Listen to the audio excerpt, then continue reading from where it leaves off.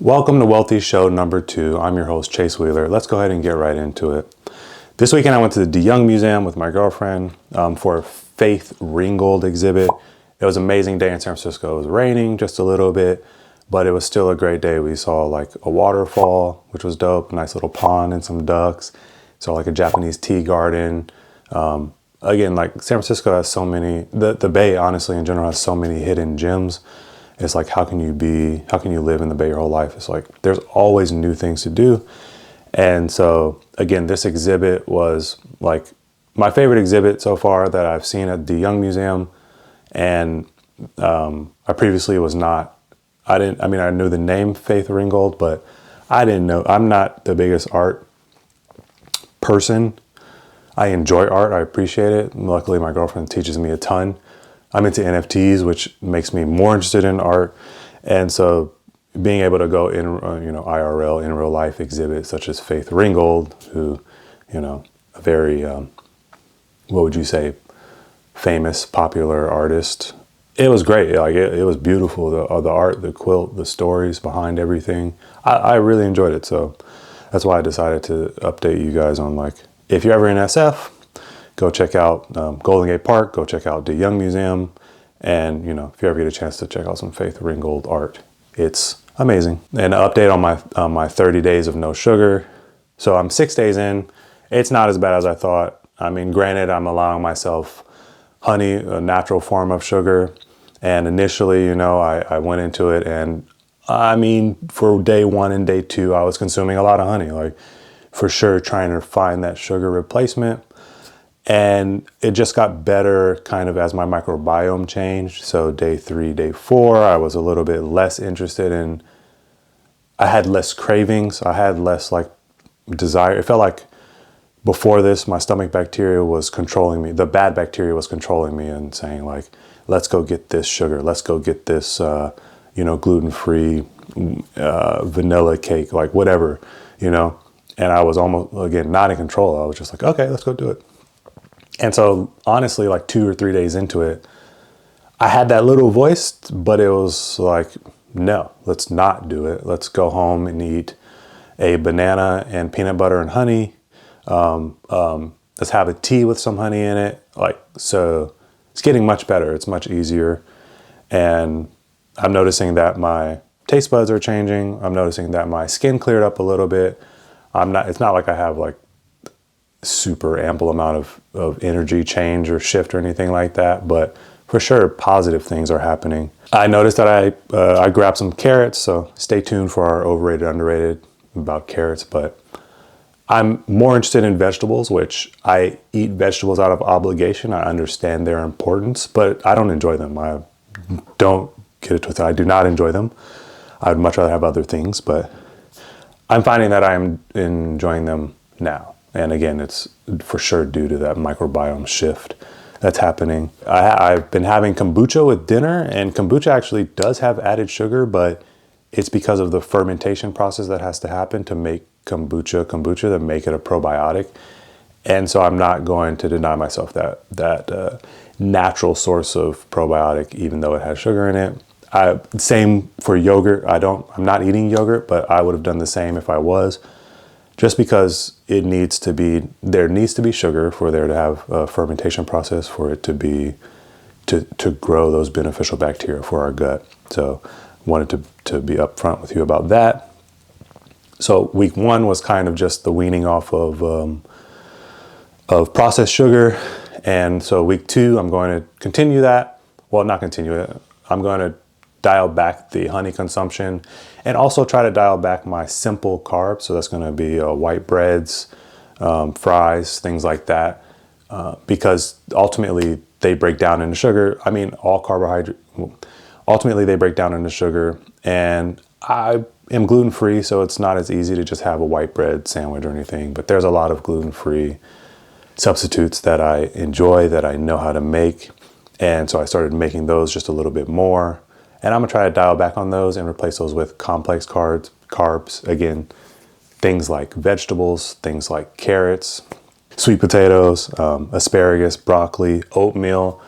They break down slower. They still break down into sugar, but it's like a controlled digestion, a controlled metabolism, so your blood sugar doesn't like do crazy stuff, and so that it keeps you full longer, things like that. So that's kind of my goal this week, is to up the complex carbs, down the simple carbs.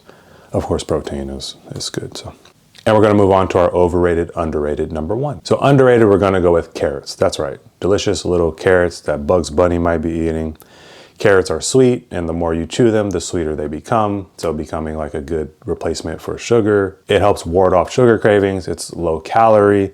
It's full of beta carotene, which is great for your vision, immune system, and skin. You know, it's so good that I can even give it to my dogs. Kind of. They eat them sometimes. They like chew them and spit them out, honestly. But like they enjoy chewing them. It's weird. I don't know. But carrots are underrated as. And we're going over overrated. Overrated for this week is going to be alcohol. I can already feel my viewership going down, but let's be honest, alcohol sucks. It's a depressant. That means it literally makes you depressed. It messes up your sleep. I know you think that like the glass of alcohol helps you put you to sleep and everything, but in reality, it actually interrupts your sleep patterns. And that's why when you wake up, you don't feel as rested, even though you slept through the night. It's expensive. It's not kind to your pockets. And do I even need to say that it's unhealthy? You know, don't be fooled into thinking that like the phenols in the wine are good for you. It's not healthy. Like the amount of phenols that you need compared to the amount that's in wine are negligible. So really, it's not good for you. You know, the little cocktail that you use as a social lubricant might be good in a social setting, but it's not good for your health. Even 1 to 2 drinks a week is bad for your health. In an effort to stop losing more viewers, I'm gonna stop talking about how bad alcohol is for you, but alcohol is overrated as. So a book that I've been really enjoying that has been helping me with my research on this sugar honey article is a book called Healing with Whole Foods, Asian Traditions and Modern Nutrition. And this book was actually recommended to me initially by a family member, and I got it, and I loved it so much that I got 2. I got one from my house and one from my mom's house. And then I found out from a dietitian that it's actually like required reading to get your dietitian certification or something. You know, it's filled with a ton of like knowledge about like what's good or bad food, the typical things that you want to learn. It can tailor it to you. It gives you like this, it's a lot of Eastern medicine, so it gives you kind of this profile of a person about like yin yang and like hot cold, and you can determine who you are as a person and what you need. So it's more individual than like, hey, you should be on a low carb, high protein. It's not all like the generic framework that kind of nutrition tries to fit everyone in. It seems very much more tailored, which of course is a great thing. It gives you recommendations based off of seasons, like time of year. What you should be eating is based off of what grows in that season. And of course, it's like, when you put it like that, it's like, duh, of course you should be eating what's naturally growing outside versus like like watermelon in the winter when watermelon actually grows naturally in the summer. It's like, okay, probably some weird stuff is going on to make it grow in the winter. So really enjoying that journey of going through this book. It's giving me ideas of what to talk about other things that I might want to research.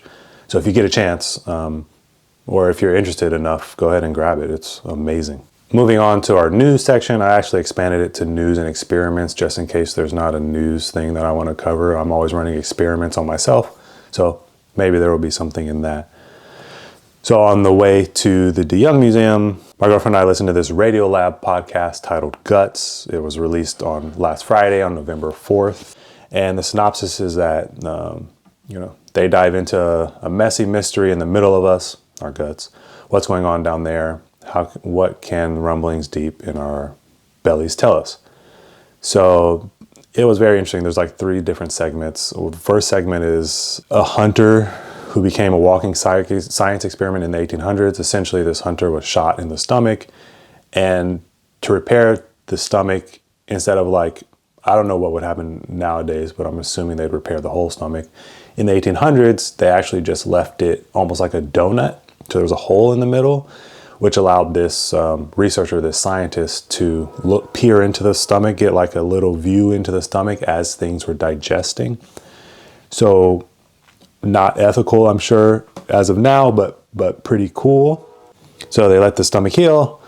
This doctor became obsessed with this person because he could feed the person a food and watch and time how long it took to hit the stomach and digest. So it'd be soup, would digest in 2.5 hours. Bread digests in 4 hours.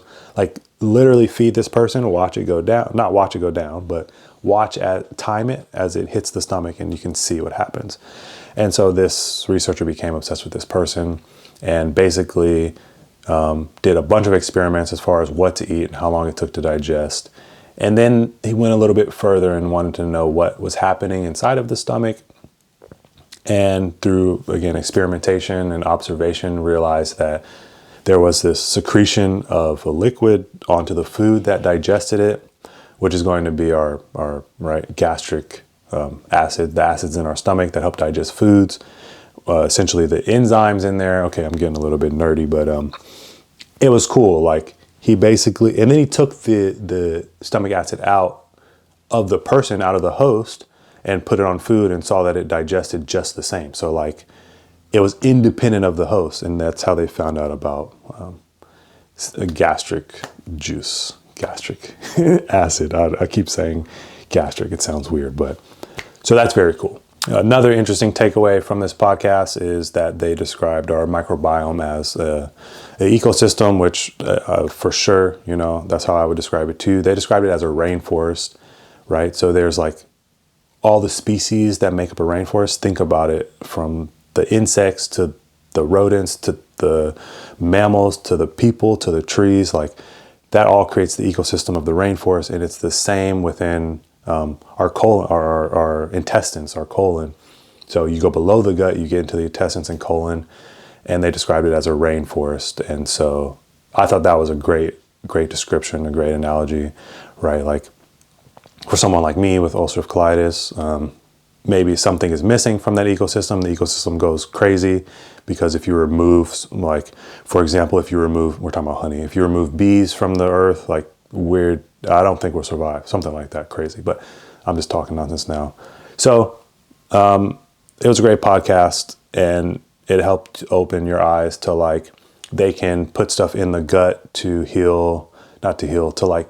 like calm anxiety with the same way that anxiety medicine is used. They basically are finding out ways to manipulate your gut bacteria to help with anxiety, depression, schizophrenia, just based off of what they add or what they take away inside of our gut. And it's very independent, or it's very dependent upon person to person variables, but it's still a cool thing to be able to, give someone a probiotic that could potentially help with their anxiety. And then you give someone else a probiotic that can help with their depression. Like that's cool. So they talked about it a little bit on this podcast, and it was interesting. Oh, the last interesting fact is that if you took away all the microbiome, if you took away all the bacteria in our gut, it would be 3 pounds. Crazy. Okay, moving on. So you see, or hopefully you see, like I found this tweet. Again, we love Andrew Huberman on this show, obviously. Interesting study in Cell Rep Med showing positive effects on time-restricted feeding and multiple variables, see image, when combined with low carb intake. So I went ahead and here's the paper. I did a little bit of dissection here, but really, I mean, this image kind of explains everything. So in the study, they compare a low carb diet to time restrictive eating while on a low carb diet. And so time restrictive eating is limiting your feeding window to 8 hours a day. The results are given after a 3-month intervention. I think that's a great, 3 months is plenty of time to like learn if what you're doing is working. And what you see in the image is that the studies tested visceral fat area and abdominal subcutaneous fat area, as well as some glycemic controls. Basically, this study finds that time-restrictive eating is better for metabolic disease prevention and fat loss, and time-restrictive eating while on a low-carb diet proves to be the best. So in order of what works the best, you can see here too the faces and everything in this chart. So a low-carb diet works well. 8-hour time-restricted diet works better. And then a low-carb diet with an 8-hour time restriction works the best for disease, right? For metabolic disease, for insulin, for, other things. I thought there were other things I wrote down, but I can't find it. So a cool study that highlights kind of a lot of things that we already know, or that I've done a little articles on. And personally, I do like a 12-hour time restriction, so 10 p.m. to 10 a.m. I want to try possibly 12, so 14, 10, because I could stop eating at 8 and eat again at 10 a.m.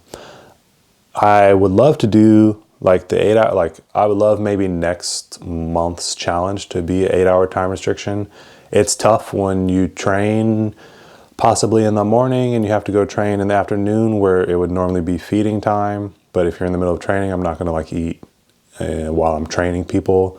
So it's a bit tougher. On days that I don't train, I can very easily do 8-hour time restriction. So whether it's 2 to 10 p.m. or 1 to 9 or 12 to 8, I like 12 to 8, but I'm going to figure out how to make that work for next month's challenge.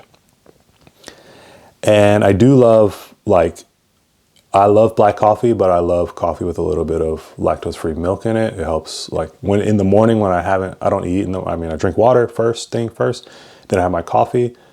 The little bit of the base of whatever lactose that is, I guess lactose-free, but dairy that is, lactose-free milk, lactose-free creamer, it seems to help with the acidity of the coffee. It's not as harsh on like an empty stomach. So I don't know, how I'm going to get around that, or if I want to get around that. And I often do have also a green juice before my feeding window is up, and the green juice has sugar, not added, but from the vegetables themselves. And I know that technically is not fasted, because literally I have dairy, I have lactose-free dairy, which is a fat, and I have sugar from the green juice. That's not fasting, especially, but yeah. So I'm on the fence about what I want to do as far as next month's challenge, if this is it or not, but it seems, again, like a great option. And if you can't tell by now, I like to follow rules, but I don't like to be like a dictator to myself. So we'll see what happens. I'm going with hella underrated on this one, is sticking to a consistent sleep schedule, even on the weekends. I get it. Monday through Friday, we're hard at work. We got to get up for meetings. We're in the office all day, or like whatever you're up to. And so you look forward to this Saturday, Friday you hang out. Hopefully don't have that glass of wine, but maybe you do. Friday afternoon, we get to let our hair down and relax. And because there's no obligations, Saturday you kind of sleep in.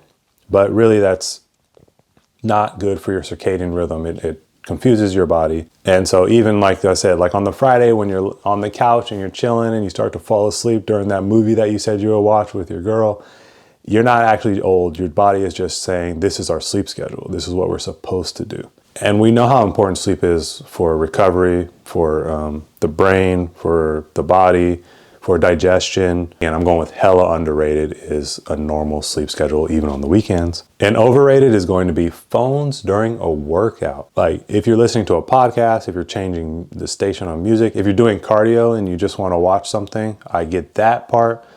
But using your phone to text, to go on Instagram, whatever, Twitter, in the middle of a workout, hella overrated. My athlete stopped in the middle of the workout to use his iWatch. I was like, what are you doing? He was texting his friend. I almost took him and the iWatch and ran him over. I'm just kidding. I would, of course, never do that. But, you can't be serious about your workouts and what you're doing while you're over here texting and on social media. Like, I know that multitasking is popular, but it's not a real thing. You can't multitask. It's just poor focus is what I'll call it. And when you're at the gym, when you're on the track or in the basketball gym or like wherever you are, and you're trying to get your workout and your grind on, but you're really on social media, that don't count. That's overrated as. And to end, I'm just going to update you with I was inducted to De La Salle Hall of Fame, which is super dope. Like I'm in the company of some great athletes, so that's amazing. It was a great experience. They set up the whole thing with dinner, I had to give a little speech, which was funny. My boys, my homies, my brothers were there. And one of the things that we talked about and discussed about how we became kind of To be frank, we were great athletes. How we became great athletes was because of the accountability of each other. And that was the main theme of the weekend, is how do we get here? You know, it's reflections. It's like we held each other accountable. We had fun and we loved what we did as far as our sports were concerned. We loved each other because we were literally best friends, and we were together a lot when you play as much sports as we did when you're athletes. And it was like tough love, you know, it was like the love that you would give a brother. It's like, did you do your work? Did you do your core work? Did you stretch? Okay, let's go have fun. If you didn't do it, go back and do it. And that was kind of the relationships that we had as far as accountability is concerned. We had commitment cards where we committed our weekly goals to a person. We handed the card to the person. It was their job to keep us on point. It was their job to hold us accountable. I love that. And that's that's a lot of bit of what I'm trying to form now, even with like the sugar thing. Like, promising to you guys that I won't have sugar for 30 days is much better and much easier, much more fun than if I told myself. I probably would do it for myself. I do like Sober October and everything, and I do well with it. But it's just much more fun as a community, as a family. So that's what I'm trying to create here, especially this is, performance. My brand is about performance. It's about gut health. And it's just easier with a community. It's so much more fun. So I thought that was like a cool theme, or like a cool thing in life that happened at the perfect time. So that's why I'm bringing it up, is just like, oh, this is very relatable to you all. So thank you for holding me accountable.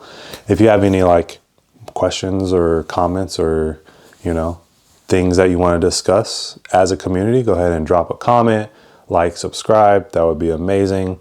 And I'm so happy that we did it again. Fun yet again.